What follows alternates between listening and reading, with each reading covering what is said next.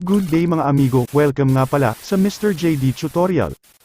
At sa tutorial video na ito, ay ituturo ko sa inyo kung papaano mag-enroll sa BDO Online Banking. Sa pamamagitan ng online banking ay mas madali at mas convenient na makapag-access sa inyong bank account, pag-check ng balance, pagbayad ng bills at gawin ng iba't ibang online transaction. Kaya sundan mo lang ang hakbang na aking ituturo, pero bago yan mga amigo, kung bago ka pa lang sa channel na ito at hindi ka pa nakapag-subscribe, ay huwag kalimutan pindutin ang subscribe button, at i-click ang bell icon, para updated ka sa mga susunod kong tutorial video. So ang una nating gagawin mga amigo, ay ang pag-access sa BDO website, at kailangan nating pumunta sa official na website ng BDO, at ito ang www.bdo.com.ph. Siguraduhin na nasa tamang website ka, upang maiwasan ang mga peking site. Pangalawa, ay ang pag-click ng Enroll Now button, at pagdating sa BDO website, ay hanapin ang Enroll Now button at ito ay karaniwang makikita sa upper right corner ng homepage. Pagkatapos niyan, ay basahin ang Terms and Condition ng BDO Online Banking.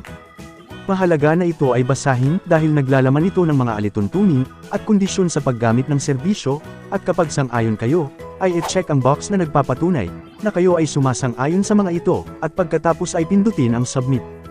Pagkatapos ma-submit ay i-fill out ang online enrollment form, ilagay ang mga kinakailangang impormasyon, tulad ng mobile number, email address, username, password at iba pa, siguraduhin na tama ang pagkakasulat ng mga impormasyon, upang maiwasan ang mga problema sa hinaharap. Pero bago yan, piliin muna natin ang tamang account type, at ipapakita sa inyo ang dalawang klase ng account. Maaring ito ay ang credit card account, at deposit account, at ngayon, ay dito naman tayo sa Nominate Your Online Banking Information. Ang pag-create ng user ID at password, at gagawa lang kayo ng inyong desired password at user ID, na secure at madali mo lang matatandaan. Maliban sa password at user ID, ilagay din ninyo ang active mobile number, at active email address, dahil pagkatapos mong mag-submit ng form, ay may ilang steps na kailangang gawin para ma-verify ang inyong account, at ito ay gagawin sa pamamagitan ng OTP, o one-time password na ipapadala sa inyong active mobile number, at sundin lang ang mga instructions para sa tamang pag-verify. Pero bago natin i-submit ang form, i-type muna natin ang captcha letter, para ma-validate ang ating enrollment application. At kung sigurado ka na sa lahat ng inyong impormasyon, pwede mo nang pindutin ang Submit, at pagkatapos ay i-activate na natin ang ating online banking. Sa pag-activate, kailangan mong kopyahin o tandaan ang activation code na ito, dahil kinakailangan ito para sa pag-activate, at pagkatapos ay pumunta lang tayo sa pinakamalapit na ATM machine ng BDO at i-activate gamit ang activation code na binigay ni BDO.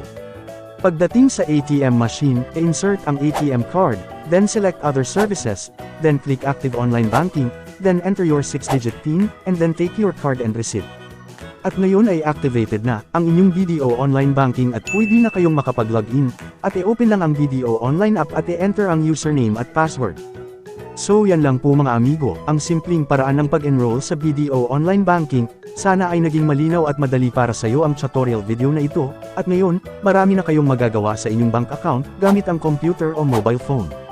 So mga amigo, hanggang dito na lang, paki-like and share ng video na ito para makatulong po tayo sa iba. Hanggang sa susunod, bye-bye!